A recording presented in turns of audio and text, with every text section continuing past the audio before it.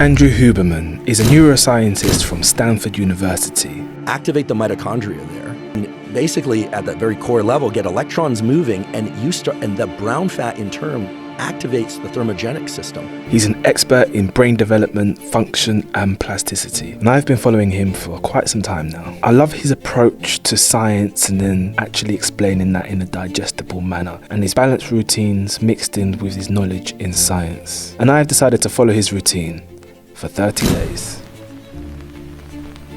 One of the first and main things Andrew talks about is light exposure. He talks about how light sets the foundations for our abilities indirectly and directly. And when you're getting sunlight, you're not getting it just through a window, you're going outside. And every cell in our body has this 24-hour body clock. And when light touches our skin, it tells our body that it needs to wake up. And this is part of the reason why you feel a bit awful when you're jet lagged. Your body clock is all over the place. And while I'm doing this, I'm also envisioning how my day's going to go, what my plans are. And just like Huberman, I'm actually acknowledging how rested I'm feeling. Now luckily I have a balcony, and it's actually starting to get a bit warmer now that we've entered spring. So it's a good time to start this challenge. So I'll get out here and spend around 5 to 20 minutes, as Huberman says on here. And it's usually a time for me just to sort of clear my thoughts, wake up a little, because when you've woken up, you just, especially me, I just can't think straight. So I like to open the blinds, get the fresh air in the house. I can actually feel it. As soon as the sun touches my skin, I'm waking up a bit more, and I feel more awake. And so it's been a week now, and I'm really feeling that my body's in tune with the rise and fall of the sun. So much so, after a couple hours or so, when the sun's gone down, I actually feel like my body's getting tired. My eyes are starting to get a bit more heavy. I'm starting to feel a bit more sluggish, and I'm wanting to wind down. So when I start to feel like this, I'm not doing anything that's cognitively hard. So I switch to tasks like cleaning, organising the next day, reading, or just putting on a podcast. So Andrew talks a lot about hydration, and he actually goes through a process where he mixes minerals with salt, and yeah, I tried that, and it wasn't really my thing. So my form of hydration tailored to me would be a slice of lemon with a bit of ginger and warm water. I think so often we're very quick to pick up a coffee or anything that's caffeinated to try and wake us up, when in essence our body just needs to be hydrated.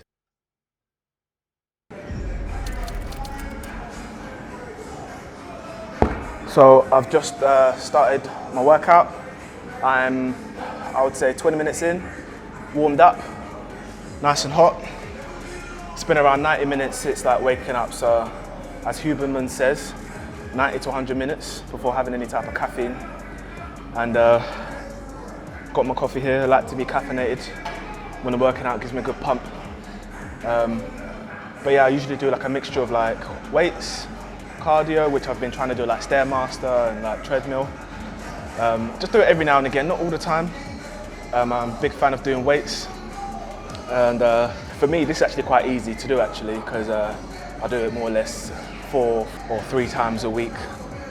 And yeah, Huberman says like he's a big fan of doing something cognitively hard and then physically hard. And for me, this is like my physical. And so I'll spend around 50 minutes doing a workout. Yeah, let's get into it.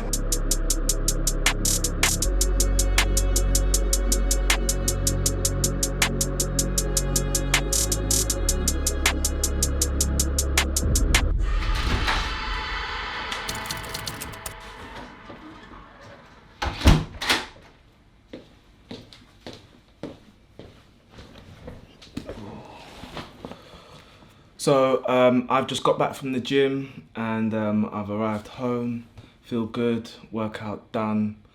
I like to get it done early, and I'm about to start work. I've still got some time, so I'm just gonna organize my things, have a little bit something to drink, and I'm about to have a cold shower, and I'll explain later why he does it and the importance of trying to have cold showers every now and again.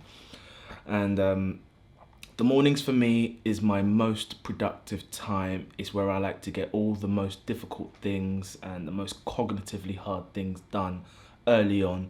So I'll be working from around now, which is around 8:10, up until around 12:30, 1 o'clock, where I'll have something to eat. But for now, I'll hop into the shower.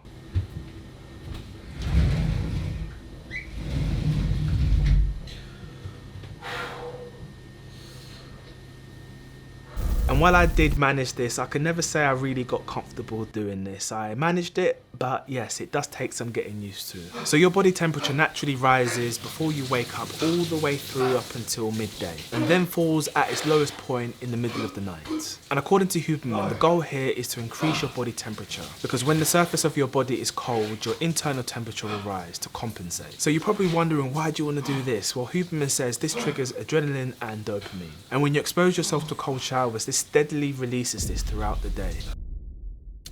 And Huberman talks about how we have this lack of impulse control. We all know someone who's tweeted something or done something purely just on impulse. And Huberman talks about how people are extremely action orientated, more than likely something that is usually quite detrimental to our productivity. And he talks about having this list of no-goes. These things could be trivial things like checking your phone or eating a cookie or not following a plan. And he talks about how he's got 20 to 30 of these no-goes type of behaviours. It could be not moving from your workstation, it could be not eating a particular food. Something where you actually need to refrain from. And for some people, exercising this type of muscle is actually foreign to them. And when you think about it, what you're doing is exercising your boundary muscles. Because right now we're living in a world where it's becoming increasingly invasive. So for example, one of my no-goes is to stick to my gym plan. So you know how it is when you're in the gym and you've got these gym bros suggesting to do this weird exercise and you're like, yeah, what the hell, I'll try it. And you know that you're really not going to do it in the long run, but you go ahead. All this really is just noise. It's just a distraction. And you can write down your list of your no-goes, or you can have them in your head. And this really did help me from being spontaneously chaotic.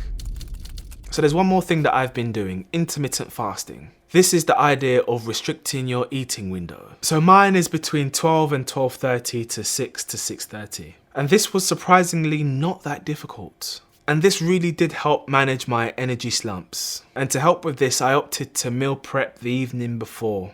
And this made things just quick and easy. So it's the end of the week and it's the end of my challenge, and I can say that I've learned a lot. I've learned the importance of light. I've learned how crucial it is to your body's regulation. I've learned how to exercise more boundaries. I now have these mental lists of things that I try to refrain from. So now when I do get to a point where I need to exercise restraint, it's not so difficult. I've learned how my mornings are really important to me, and how I can really get a lot more done. The cold showers and intermittent fasting, I'm not too sure if I'm going to keep those, but I'm going to try and do the intermittent fasting as much as I can, because that really did help with my sleep and my energy levels. I'd highly recommend, if not all, of some of these things intermittently into your routine.